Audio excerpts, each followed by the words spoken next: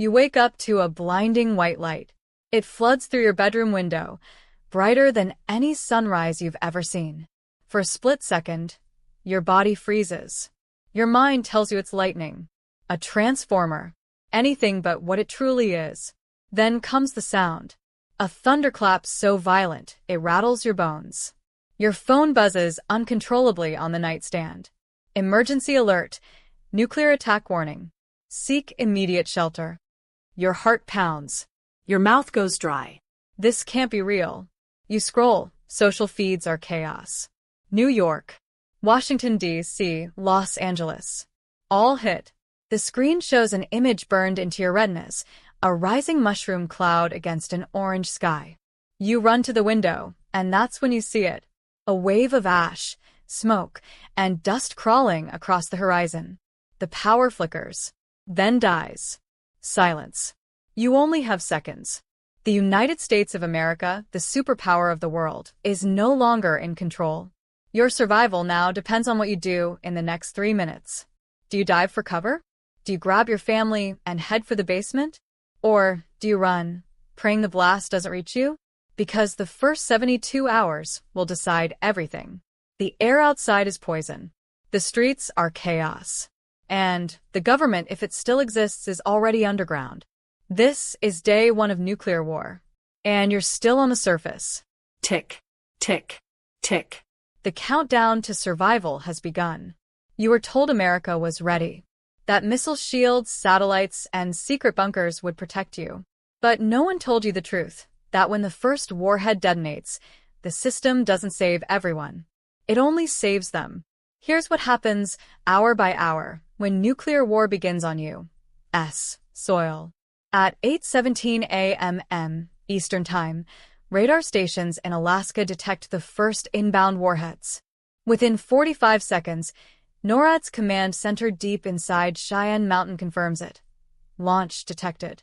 Multiple ICBMs inbound. The president has less than 5 minutes to respond. The order goes out, Operation Continuity of Government. Military commanders, key officials, and select civilians are rushed into hardened bunkers like Raven Rock in Pennsylvania and Mount Weather in Virginia. You're not on that list. Detonations cripple the electrical grid across the East Coast. The EMP wave fries transformers, phone towers, satellites, everything. The United States, for the first time in history, goes dark coast to coast. Your phone dies. Your car won't start. The world's most advanced civilization has gone silent. In cities untouched by the blast, fear spreads faster than fallout. Supermarkets are raided. Gas stations drained. People on highways flee west, but the highways are already jammed with the same thought. Run. Law enforcement tries to maintain control, but radios fail. The National Guard is overwhelmed. And the president's emergency message, pre-recorded for this very moment, loops endlessly on every surviving broadcast. Stay calm. Stay sheltered. Help is coming. But you know it's a lie. Help isn't coming. Not for days. Maybe not at all. The ash begins to fall. Invisible particles of death drifting across hundreds of miles, carried by wind, unseen, unmerciful. Every flake that lands on your skin, every breath you take outside, draws you closer to radiation sickness. The safe zones are shrinking. Hospitals are overrun or gone. And anyone caught outside now is already running out of time. By the end of day 1, you understand something terrifying. This isn't about surviving the blast. It's about surviving after it. The U.S. government has retreated underground. Civil order has collapsed.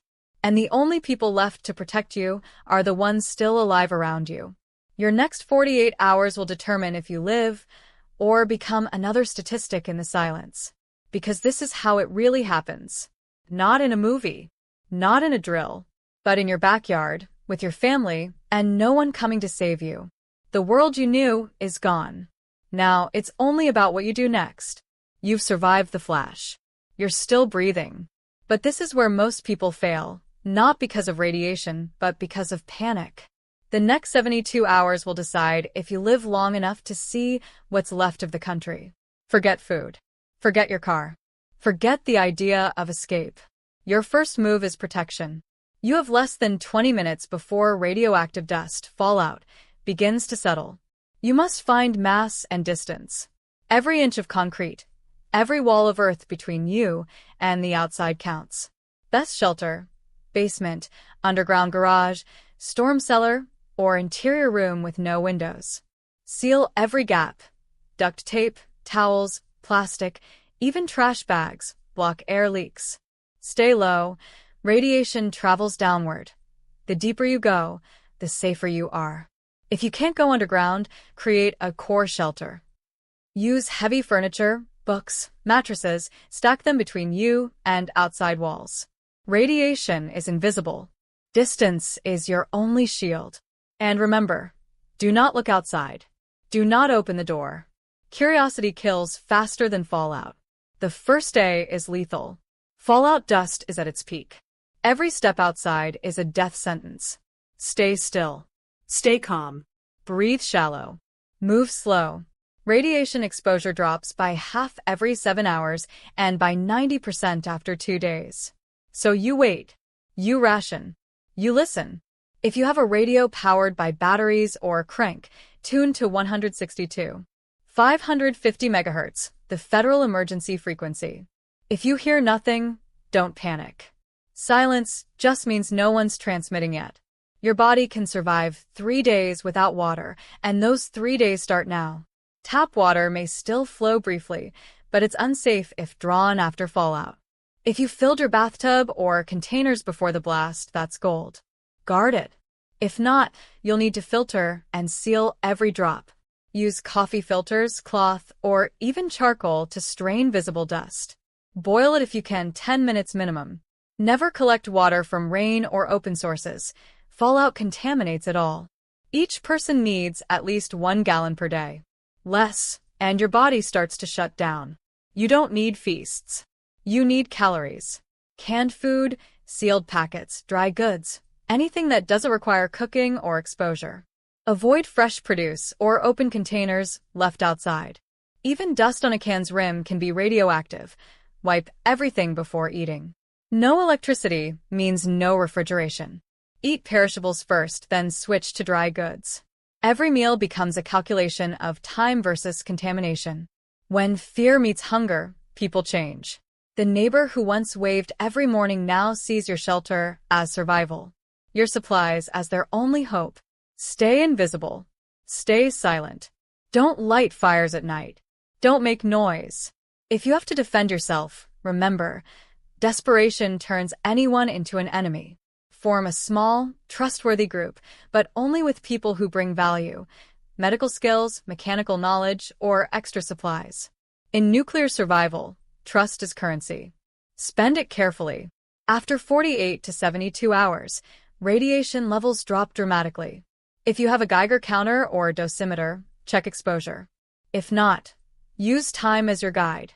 At hour 72, you can begin to move cautiously, only if absolutely necessary. Cover every inch of skin. Use wet cloths to breathe through. Head for high ground or government-designated shelters if they still exist. Mark your path. Avoid dust clouds. And never, ever walk toward the blast zones. They're graveyards of invisible fire. Survival isn't just physical. It's psychological. Your mind will tell you to quit, to step outside, to scream for help, to break down. Don't. Repeat this to yourself. 3 days. Just 3 days. If you can make it 72 hours, your odds of living triple. After that, humanity begins to reorganize. Soldiers emerge. Aid convoys move. Signals return. But none of that matters if you give up before sunrise. You're not fighting a nation now. You're fighting time. And every tick of the clock is another chance to live. Because those who panic die. Those who prepare survive. And those who endure rebuild. You've made it through 72 hours. The air outside still tastes like metal. The horizon glows faintly orange, the light of fires that once were cities. You step outside for the first time. It's quiet. Too quiet. No traffic. No planes. No hum of civilization. Only wind. Ash. And the sound of your own heartbeat. You look around and realize something. you're still alive. The old America is gone. The one of neon skylines, fast food, and endless noise, vanished in a cloud of its own arrogance. But in its ashes, something ancient is reborn. Something human. Now, survival isn't about politics or power. It's about resilience. It's about remembering how to live without everything you once took for granted.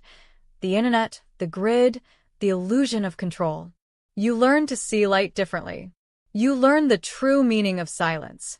You learn that strength isn't built in gyms or forged online. It's carved in moments like these. When everything ends and you're still standing. You are not a victim. You are a survivor. You adapt. You think. You endure. Every day you breathe is a victory.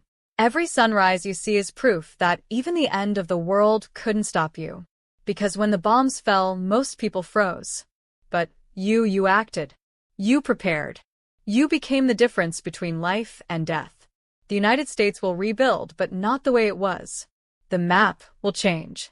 The leadership will shift. And history will remember this moment, not for its destruction, but for the people who refuse to die quietly. People like you. The new world belongs to those who can endure chaos, adapt to loss, and think clearly when everyone else loses control. That's not luck. That's discipline. That's will. If you're watching this right now, ask yourself, if it happened tomorrow, would you be ready? Because preparedness isn't paranoia. It's responsibility. It's love for your family, for your country, for the fragile thread of life that keeps us all connected. Stock water. Learn first aid. Plan your escape routes. Know your shelters. Don't wait for the sirens. By the time you hear them, it's already too late. You survived the first 72 hours. You earn the right to see the next 72 years. If this story opened your eyes, subscribe. Join the mission. Because the world is changing, and the ones who endure will be the ones who lead. The world didn't end. It just began again, without warning. Fade to black. The ticking stops.